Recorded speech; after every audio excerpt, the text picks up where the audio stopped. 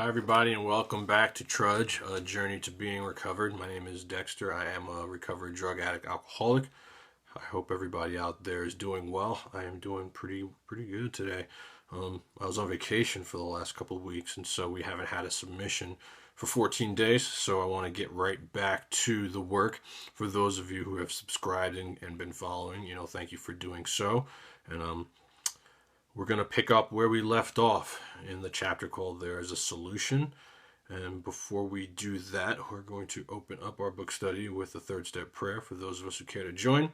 This is on page 63 for those of us who are just now watching and do not have it committed to memory as of yet. And for those of you who have been with me from the beginning, this is going to be highlighted pink. Pink stands for prayers. So let's take a second and invite God in before we get started with the third step prayer for those of us who care to join.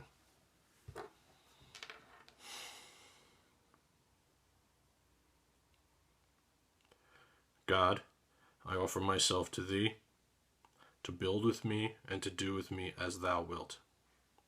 Relieve me of the bondage of self, that I may better do Thy will. Take away my difficulties, that victory over them may bear witness to those I would help of Thy power, Thy love, and Thy way of life. May I do Thy will always. Thanks, and let's get started. We last ended up on page 23 of our 4th edition big book, and we're going to pick it up there with the last paragraph. It says, how true this is. Few realize in the vague way that their families and friends sense that these drinkers are abnormal, but everybody hopefully awaits for the day when the sufferer will rouse himself from his lethargy and assert his power of will. So, we're talking about the hopeless alcoholics and, drug addicts, of the real variety, where control and choice is concerned, and our friends and family are seeing us, go through the degradation that, we're creating for our lives, and, having that hope that one day we'll be able to rise up and assert our power of will and stop living the way we are, and the truth of the matter is that, if you've placed yourself beyond human aid, like I did and several other millions of, alcoholics throughout history, we know that day will never come. Left to our own devices, we're not going to be able to stop. It says the tragic truth is that if this man be a real alcoholic, and the word real alcoholic circled, and again, we're not trying to promote conscious separation between individuals, in the fellowship. Is, if you're not a real alcoholic, you can attain other means besides a spiritual, experience to get well. But the alcoholic who cannot control, the substance and make the choice to start or stop, there really is virtually no other solution. It says that real alcoholic, the happy day may not arrive. He has lost control. At a certain point in the drinking of every alcoholic, and the word every is circled, he passes into a state where the most powerful desire to stop drinking is of absolutely no avail. So it's telling you that left to your own devices, your willpower is going to fail against this disease. Your knowledge is going to fail against this disease. There's no kryptonite that any man or woman has against the disease of alcoholism if he or she be an alcoholic of the real variety, a drug addict of a real variety. And again, it all boils down to two things: control and choice. Can you control it? And can you make the choice to start or stop? If the answer is no to both those questions, you're a real drug addict, you're a real alcoholic. But Bill W. wants to make that distinction. He wants you to know, because he doesn't want you to waste your time trying to have a spiritual awakening if you don't need to. If you're a hard drinker or just a weekend warrior, you can take it or leave it, dude, you're not one of us. And there's a lot of other ways and means that men and women over history have used to arrest this disease. But if you are the real drug addict, real alcoholic, there's really no other, solution for this malady. It goes on to say, this tragic situation has already arrived in practically every case long before it is suspected. I mean, I know I drank and drugged well beyond the point where I really realized what was going on. I needed help years before I had sought it. There's absolutely no question about that. The next paragraph is in italics. Anything in italics is pretty important. I just have a star next to it. I find this to be more important than many things, but it's definitely, worth really breaking apart here. And it says, the fact is The word fact is circled. For most alcoholics, for reason yet obscure, have lost the power of choice in drink. There's that word again, choice, circled and highlighted orange. Or choice in drugs, or choice in whatever. Remember, don't get so caught up in the substance here. We're talking about the solution, not as much as the problem, okay? Our so-called willpower becomes practically non-existent, okay? You can be strong-minded, strong-willed. When it comes down to it, it's going to be non-existent. We are unable at certain times to bring into our consciousness with sufficient force the memory of the suffering and humiliation of even a week or a month ago. We are without defense against the first drink. I have that highlighted orange. We are without defense against the first drink. So that's an important paragraph. It's telling me that, when it comes down to it, what happened to me yesterday, what happened to me a week ago, what happened to me a month ago, the DUI, or, the car crash I was in, or, the stroke, the liver failure, whatever it is, or your story, what happened to you, how many bar stools you fell off of, dude, that's not going to be able to keep me sober. And it amazes me how even in, Alcoholics Anonymous, Narcotics Anonymous today, we're telling so many of these war stories. We can't scare people into sobriety, into recovery. It's, it has its place. The chapter Working with Others is very clear. We the 12-step call, is where we use that. But once we get the man or the woman in the room, we're supposed to be promoting the solution, which is the 12 steps in the power of God. It's like, I'm not going to remember my story. I'm not going to remember your story. A real drug addict and alcoholic is going to drink and they're going to drug, and so I used to just tell a bunch of stories, and today I try to share the hope because I know that person's just like me, and, we already know what the problem is. Can we talk about the solution? That's what we need to be using our meetings for, and not a place to glorify what we've done. And this is still a big problem today. Again, this is not to bash anyone. This is just what I have seen over my years of going to a lot of meeting attendance. And mind you, that's something that I used to do as well. Today, I try to be more on the positive side and share the hope and the power of the solution that I found, which is the steps of Alcoholics Anonymous and having a spiritual awakening. No question about it. We were without defense against the first one, and having that obsession to remove that problem eliminates having for the first one to go in. We don't wake up every day as people who have recovered battling this demon. The problem gets to be removed, as has been stated so eloquently in our 10th step promises on, I believe, page 88. It goes on to say, the most certain consequences that follow taking even a glass of beer do not crowd into the mind to deter us. If these thoughts occur, they are hazy and readily supplanted with the old threadbare idea that this time we shall handle ourselves like other people, always thinking I can do what, he's doing. I could drink like him. I could only have one. Or this was a big one for me. It'll be different this time. It will be different this time. And it was never different. The ends were always the same. And it just came at different, levels. Sometimes it was a couple of weeks. Sometimes it was a couple of months. Sometimes it was a couple of hours. But I always went back to the drink. I always went back to the drug. Because left to my own devices, I couldn't stop. There was a complete failure of the kind of defense that keeps one from putting his hand on a hot stove. The alcoholic may say to himself, in the most casual way, it won't burn me this time, so here's how. Or perhaps he doesn't think at all.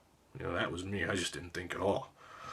How often have some of us begun to drink in this nonchalant way, and after the third or the fourth, pounded on the bar and said to ourselves, for God's sake, how did I ever get started? This again, that's going to be highlighted pink. For God's sake, how did I ever get started again? That's a first step prayer. It's highlighted pink. And this has happened to pretty much all of us. I know it's happened to me repeatedly in different avenues and different substances, not just alcohol. Only to have that thought supplanted by, well, I'll stop with the 6th drink, or what's the use anyhow? That was a big one for me. Well, I've already broken it. I've already relapsed. I've already, gone back to it. I might as well get good and whatever. I might as well do it to death because I've already crossed that line. I can't tell you how many times that has happened to me. This next paragraph is going to be highlighted orange. It says, when this sort of thinking, is fully established in an individual with alcoholic tendencies, he has probably placed himself beyond human aid. Beyond human aid is underlined. And unless locked up, may die or go permanently insane. These stark and ugly facts have been confirmed by legions of alcoholics throughout history. The word legions is circled. That's not there by accident. When you think of a legion, we're talking about thousands, hundreds of thousands, maybe even millions of people. The bitter experience through history. This has shown that this is what happens when we place ourselves beyond human aid. That there's nothing that's going to fix us, and we are going to die or go insane without help of spiritual variety. It goes on to say, but for the grace of God, there would have been thousands more convincing demonstrations. So many want to stop but cannot. And that's who I was. I wanted to stop using more than anything in this world. And I couldn't. I couldn't live with it. I couldn't live without it. That's a real drug addict. That's a real alcoholic. And my life was in shambles. And I had a good life at the time, but I was miserable. I was dying a spiritual death. And this all happened while I was in the rooms. It goes on to say there's a solution, and that's going to be highlighted orange. There is a solution. Almost none of us like the self-searching, the leveling of our pride, the confession of shortcomings, which the process requires for successful consummation. The word requires is underlined. Now, the only requirement for membership is a desire to stop drinking, stop using, but the desire to be recovered, that the requirements are for that is something completely different. And while this program may be suggestive only, if you want the promises that are in this book, there's just certain things that you must do. Certain things that you're going to have to do. Certain things that you're going to be required to do to attain a spiritual experience. But we saw that it really worked in others, and we had come to believe in the hopelessness and futility of life as we had been living it. When therefore we were approached by those in whom the problem had been solved, the word solved is highlighted orange, and solved, those people who have recovered. Okay, there was nothing left for us but to pick up this simple kit of spiritual tools laid at our feet. And those are the steps. Those are, that's the 12 steps of Alcoholics Anonymous. This is going to be highlighted orange. It says, we have found much of heaven, and have been rocketed into a fourth dimension of existence of which we had not even dreamed. So I'll never forget when I read this with my sponsor, this fourth dimension stuff, you had me to that point. I couldn't understand what that meant. It just, I'm not trying to get flown to the moon here. I want to stop drinking, but the truth of the matter is that those people who work these steps in their entirety and have a spiritual experience, they get taken to a different place, and those of us who don't, in that fourth dimension, it's a very real place that entails drinking and drugging, the obsession and compulsion to do those things, being arrested. That's the byproduct of having the spiritual awakening. The best part of this is that we get to practice the spiritual principles that are embodied in this program in our lives, and our entire lives get better. Not just our drinking and drug problem. In that fourth dimension, you can't really explain it to anybody who hasn't done it. I know for me, my life is infinitely better today because I work the steps and I'm not just sitting around dry, because in all areas of my life, I've taken a stand to be a better man. I've chosen to be better. And that's what the fourth dimension entails, and so that is available to all who want it. The next paragraph, these are the first step promises. This is going to be highlighted yellow for promises. Okay. It says the great fact is just this, and the word fact is circled, and nothing less, that we have had deep and effective spiritual experiences. Spiritual experiences, that's going to be circled. That's what this deal's about. Which have revolutionized our whole attitude towards life, towards our fellows, and towards God's universe. The central fact, and the word fact is circled, of our lives today is absolute certainty that our Creator has entered into our hearts and lives in a way which is indeed miraculous. The word miraculous is circled. There is no way about it. It's a miracle that I am the person that I am today. There's no other way to explain it. I tried every means and ways possible to become the person I am today, without turning to a higher power and working the steps, and they failed utterly every single time. It says, He has commenced to accomplish those things for us, which we could never do for ourselves by ourselves. And I have could never do by ourselves underlined. That whole thing is highlighted yellow, and these are the first step promises. This is what's promised to you as the result of working these steps. And I'm here to tell you that they've all come true in my life. You know, the central fact of my life, the greatest fact of my life today is, the relationship I have with the power greater than myself. It makes all things possible. It drives everything that I do. And as the result, I have a peaceful life. It's a great life. Happy, joyous, and free has become a reality, and it's not because I'm putting something in to make myself feel that way. I just get to feel that way all the time. And even when I have problems that arise in my life, I have a solution today I get to go to. It's a solution-based program, solution-based living. There's nothing that is going to change the way that I feel about myself as long as I continue to put God first and try to uplift my spiritual condition. And that's how you continue to keep these promises happening in your life. The program of Alcoholics Anonymous, I learned, it's not a buffet. It's not presented to you in some make your own Sunday capacity where you can have a little bit of this and a little bit of that and not do that and keep this. And, you either do it or you don't. You want to skip over step 4 and skip over step 9 and do everything else. There's a good chance you may not have a spiritual awakening. You can't dance around the program and expect to have an awakening of the spirit happen, and I learned that the hard way as well. The only way to it is through it, and I'm grateful that I made the effort to go to any lengths to do so. And I'm also even more grateful that I go to any lengths to keep it today, by helping other people, by doing what I'm doing now, by living in an altruistic manner is of paramount importance is what our predecessors did. The next sentence is going to be highlighted orange. It says, if you are seriously alcoholic as we were, we believe there is no middle of the road solution. There is no middle of the road solution. I have that underlined. And again, a seriously addicted, a seriously alcoholic, a seriously a gambleaholic, food addict, sex addict, whatever it is. We don't get so hell-bent on the problem. We're here in the solution-based living. It can help you solve all those issues. But it's telling you that there's no middle-of-the-road solution. There ain't no half-step in this program. Again, there's no dinking and dunking around it and picking and choosing and expecting to have the end result be a spiritual awakening, Half measures avail us nothing in this program, If I study for a test at school and I kind of halfway give an effort, I'm going to get a halfway grade. If I halfway clean my bathroom, it may kind of be clean, but it's still going to be kind of dirty at the same time. In this work, that's not how it works. Half measures avail us nothing here. So if you kind of halfway do this, you're not going to get anything at the end result, and no measures avail you even less. And so it's important to understand that there's no middle of the road solution here. If you're going to be on the fence about this program, it's not going to work for you. And it took me a long time to understand and be willing to just go to any lengths. I would have hung from a tree, if my sponsor told me that's what it took to have a spiritual experience. I would have ran up and down, Main Street naked here. I would have done that. I mean, granted, she didn't ask me to do that, but I was willing to do that because I was tired of living the life that I was living, and I wanted to see some changes. I was done.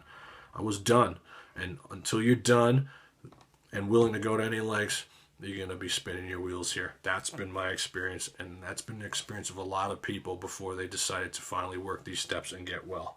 I'm telling you right now, walking in the room, watching this for the first time, that doesn't have to be your experience. You can do it right now. You don't have to wait 11 years like I did and suffer and be miserable. And mind you, there were some happy times during that time of pure abstinence. But again, abstinence to me is simply treading water.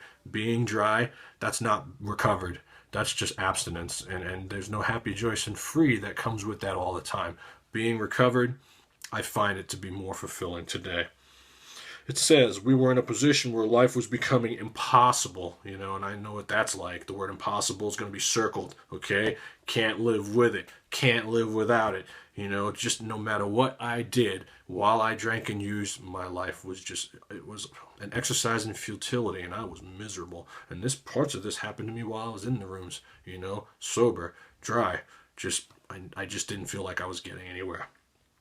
And if we had passed into the region from which there is no return, through human aid. And I'm going to have from through human aid to the end of the sentence underlined. It says through human aid. We had but two alternatives. One was to go on to the bitter end, okay, blotting out the consciousness of our intolerable situation at best we could, or two was to accept spiritual help. I have accept spiritual help highlighted orange, okay? Now, those are two major extremes. To go into the bitter ends, jails, institutions, death, dying, strokes, car accidents, DUIs, jail cells, handcuffs, all that comes with that, all the dereliction that comes with that, or to be willing to accept spiritual help, to put aside what I thought I already knew about this work or anything about recovery, and be willing to try it the way it was written. I remember the day that I became willing, and I'm grateful that day happened. There's no birthday or celebration day I have in my life that's going to ever mean more to me than that day, because without that, I don't have the man that I am today. So accepting spiritual help, huge.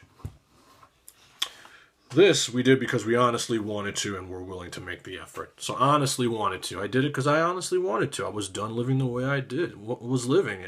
Something had to change, okay? The word honestly, circled. The word willing, circled. I was willing to go to any lengths. I was willing to make the effort. Today I'm willing to go to any lengths to do this.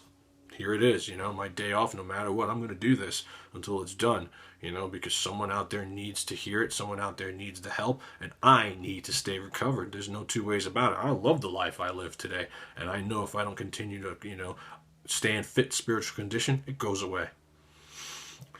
This next paragraph, we're going to start talking about on page 26 here, the story of Roland Hazard, the wealthy Rhode Island millionaire, the businessman who went and saw Dr. Young. We've touched on this a little bit throughout the points of interest to this point. It says a certain American businessman had ability, good sense, and high character.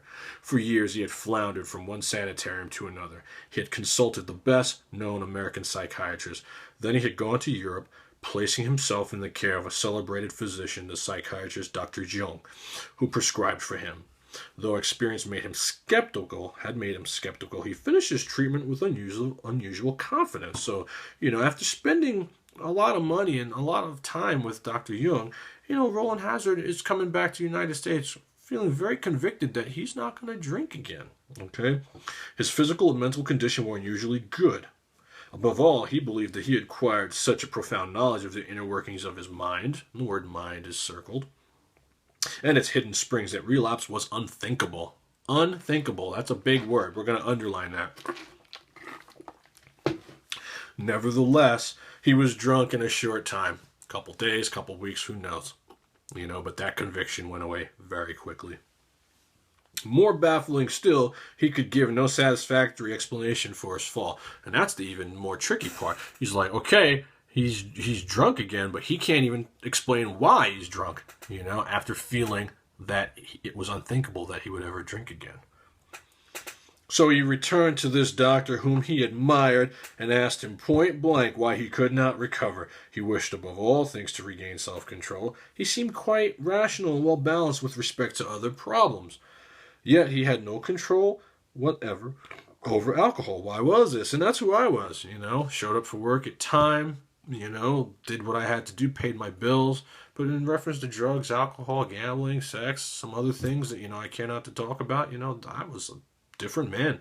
A real Dr. Jekyll and Mr. Hyde. And so he comes back and asks Dr. Young, what's going on?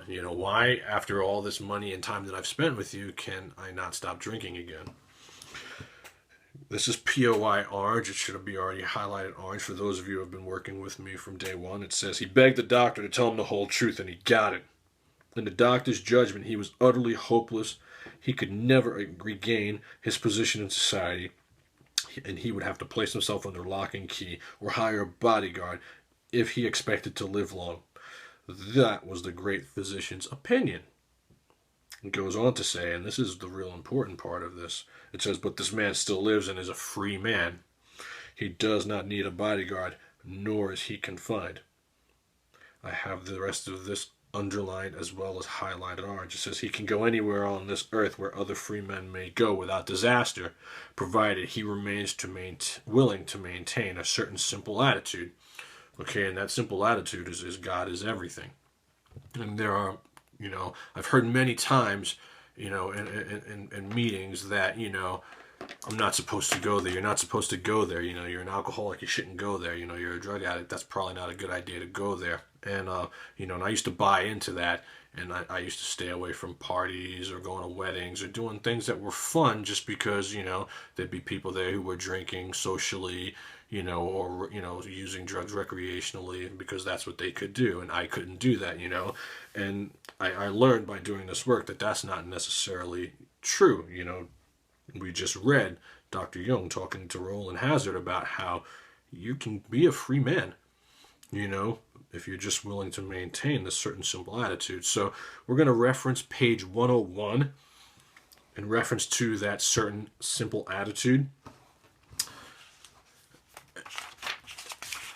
And there are, I've heard people say that there's no rules in this program, and I used to think that too. And there's a few rules in this program, and we're going to talk about one of them right now. Okay, so on page 101, the very last paragraph, it's going to be highlighted orange, and it says, so our rule is not to avoid a place where there is drinking if we have a legitimate reason for being there. Okay, that's all highlighted orange. The word rule is underlined. The word legitimate, that's the key word here. Legitimate is underlined. Legitimate reason for being there. Okay, so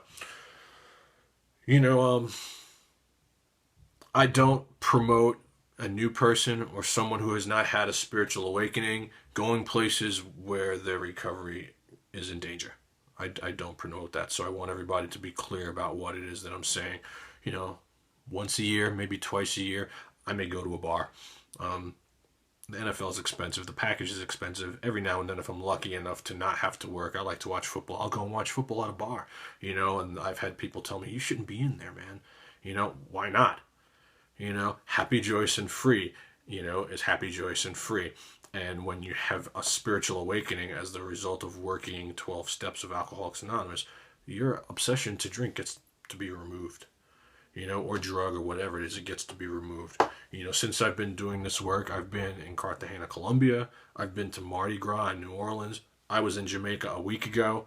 Marijuana is my drug of choice.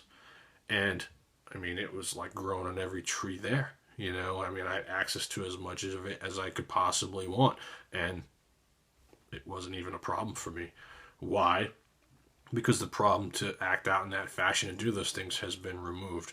They're telling us that, we are building an arch through which we get to walk through a free man or free woman by working these steps. And we should be able to go wherever it is that we want. Now, again, am I promoting somebody who hasn't had a spiritual awakening to go do that? No. Why would you want to put yourself in that position? It's, it's like a mousetrap doing that. But the book is going on to say here that, it includes going to bars, nightclubs, dances, receptions, weddings, even plain ordinary whoopee parties, whatever that is, to a person who has had experience with an alcoholic. This may seem like a tempting providence, but it isn't. You will note that we made an important qualification. Therefore, ask yourself on each occasion, have I any good social business or personal reason for going to this place? Or am I expecting to steal a little vicarious pleasure from the atmosphere of such places? If you answer these questions satisfactorily, you will need no apprehension. Go or stay away, whichever seems best. But be sure you are on solid spiritual ground. Solid spiritual ground, that's highlighted orange, before you start, and that your motive is thoroughly good.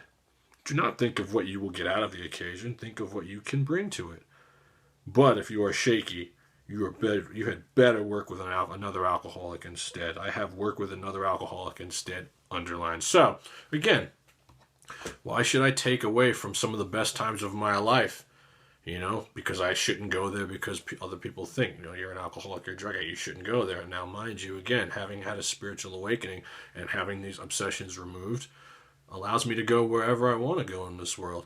Do I seek going these places? No, but every now and then, if I go to a wedding and there's alcohol, why should it be a problem? My sister just got married. Like I said, I was just in Jamaica. These happy, joyous, and free doesn't entail with living behind roadblocks. You know, and it was amazing to me when I finally read this for the first time that, wow, you know, I should be living, not doing things that are fun. You know, God knows that not using and not doing anything is no fun. God knows using is no fun. You know, happy, joyous, and free is the result that we get from doing this work. And it says by making sure you stay on solid spiritual ground. But if you're shaky, it says work with another alcoholic instead. You know, again, another sprinkling in of how important it is working with other people. It doesn't say go to a meeting. You know, it says work with another alcoholic instead. Nothing ensures more permanent recovery than that. And so I wanted to make sure we referenced that page. That's rule number 2. As we get through the work, we will go through rule number 1 and rule number 3. But rule number 2 is, we don't avoid these places if we have legitimate reasons for being there. Okay, so let's go back to page 27. That was referenced from page 27 to 101. Back on the top of page 27, it says, some of our alcoholic readers may think that they can do without spiritual help. I was one of them, okay? Let us tell you the rest of our conversation our friend had with his doctor. The doctor said, you have the mind of a chronic alcoholic. I have never, and the word never is underlined, seen one single case recover. Never. Very similar to Dr. Silkworth. Where the state of mind existed to the extent that it does in you. Our friend felt as though the gates of hell had closed on him with a clang. You know, the walls had just closed in on Mr. Hazard. He felt like, oh my God, that's not what I wanted you to tell me, Dr. Jung. He said to the doctor, is there no exception? This next part, POIR, we've already gone over it. We're going to go over it again. So, yes, replied the doctor, there is. Exceptions to cases such as yours have been occurring since early times, even before Bill W. and Ebby Thatcher. Okay, guys? Here and there, once in a while, alcoholics have had what are called vital spiritual experiences. The word vital, life or death, circled. Okay? To me, these occurrences are phenomena. They appear to be in the nature of huge emotional displacements and rearrangements. This is like the crux of, like the core of this paragraph. I have a star next to both ends of it. It says ideas, emotions, and attitudes, which are once the guiding forces of the lives of these men, are suddenly cast to one side, and a completely new set of conceptions and motives begin to dominate them. The word dominate is circled, so my sponsor put it to me like this: Dexter, you need to put aside everything you think you know. All that nonsense you think that's helping you, keeping you clean and sober and somewhat happy, we're going to brush that out. We're going to plunge that out. We're going to pull the motherboard out. We're going to rewire it. And we're going to allow some of this stuff to come in. And that's that psychic change, that personality change that is absolutely necessary for you to be recovered. This is what Roland Hazard is being told by Dr. Jung. Psychic change, spiritual awakening, personality change. They all mean the same thing, okay? In fact, I have been trying to produce some emotional rearrangement within you. With many individuals, the methods which I employed are successful, but I have never been successful with an alcoholic of your description. Okay? Hopeless alcoholic has never seen anything work like this. So, the next paragraph is going to be highlighted orange. It says, upon hearing this, our friend was somewhat relieved, for he reflected that after all, he was a good church member. This hope, however, was destroyed by the doctor telling him that while his religious convictions were very good, in this case, they did not spell the necessary vital spiritual experience. The word vital, again, circled, and so, here he is thinking, well, I go to church, I went to church. None of those things ever helped me. My religious convictions, they meant nothing when it came down to having this spiritual awakening. They were two different things. They were like apples and oranges. Sure, there was God that entailed in both of them, but one had nothing to do with the other. I have a page and a half left. We're going to power through it. I'm just going to finish the chapter, guys. Here was the terrible dilemma in which our friend found himself when he had the extraordinary experience, which, as we have already told you, made him a free man. The words free man circled. This is going to be highlighted orange, the sentence. We, in our turn, sought the same escape with all the desperation of drowning men. Now, you know what it's like to feel like you're drowning, how desperate that feels. That's the way that I chased this deal. That's the way Roland Hazard chased this deal. That's the way our forefathers, they chased this deal. They wanted to get well. They knew that they were dying. You know, again, think of abstinence as just treading water. Eventually, you're going to drown without that life jacket, that life preserver, without that help. And the help that we're talking about in reference to this work is that spiritual experience. This is going to be highlighted yellow, because yellow stands for promises. What seemed at first a flimsy reed has proved to be the loving and powerful hand of God. A new life has been given us, or if you prefer, a design for living that really works. The words designed for living are going to be highlighted orange and circled. So this is where we start talking about how this is not just about not drinking or not drugging, but this is a way to find out how to live. My problem wasn't drugs and alcohol. My problem is I didn't know how to live. You know, there's no roadmap on how to do these things without putting stuff in me. The distinguished American psychologist William James, in his book, Varieties of a Religious Experience, indicates a multitude of ways in which men have discovered God. This is going to be underlined. It says, we have no desire to convince anyone. That's it, man. We're not here to convince anyone. Okay? That there is only one way by which faith can be acquired. Get it however you need to get it. I'm talking about for people like me. You know, real alcoholics, real drug addicts that have been placed beyond human aid and have found no solutions anywhere else. This is what I've done. It just so happens that it resonates with what's in this book and what our predecessors did, our other fellows have done. If what we have learned and felt and seen means anything at all, it means that all of us, and I have all of us highlighted orange, all of us, whatever our race, creed, or color, are the children of a living Creator with whom we may form a relationship upon simple and understandable terms. I have simple and understandable terms highlighted orange. Okay, it doesn't have to be complex. It's the God of your understanding. Okay, simple and understandable terms.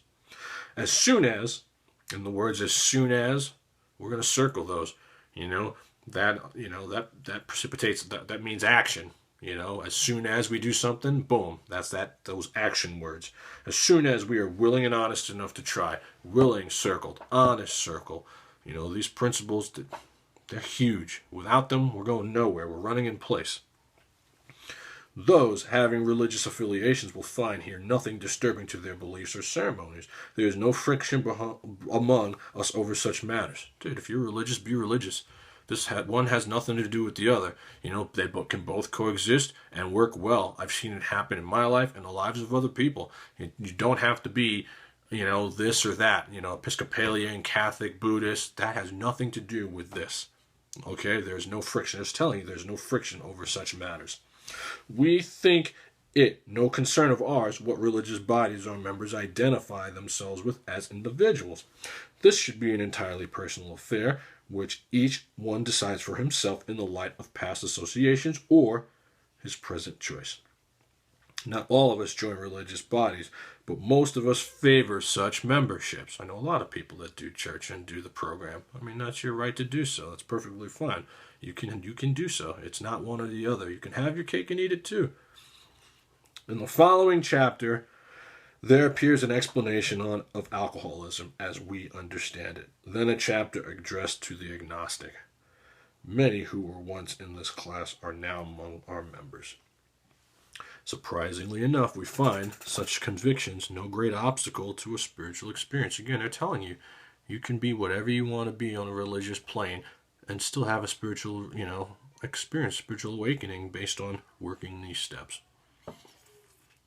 The next paragraph or sentence, I should say, is going to be highlighted orange, POI orange. It says further on, there are clear-cut directions. Clear-cut and directions are both circled. Clear-cut, very clear on what to do. Directions, things to do in order. Given, showing how we have recovered. Again, the main object, showing others how we have recovered. Okay, the word recovered, always circled. These are followed by 42 personal experiences. Those are some of the stories that are written in the back of the book that speak to some of these people, how they have recovered, speak to my introduction, how I talk to you about how I recovered and what it is I'm trying to do here with Trudge. Each individual in the personal story is described in his own language and from his own point of view, the way he established his relationship with God. I have established his relationship with God underlined because that's really what the bottom line is. God could and would if he were sought. Left to our own devices, we drank and used. We worked the steps and were brought to a power greater than ourselves, and we found relief and we had this spiritual awakening. That's what we're bearing witness to you. That's what I'm telling to you. That's what the book is doing all throughout the book. Okay. These gave a fair cross-section of our membership and a clear-cut idea of what really actually happened in their lives. It works clear-cut again, circled.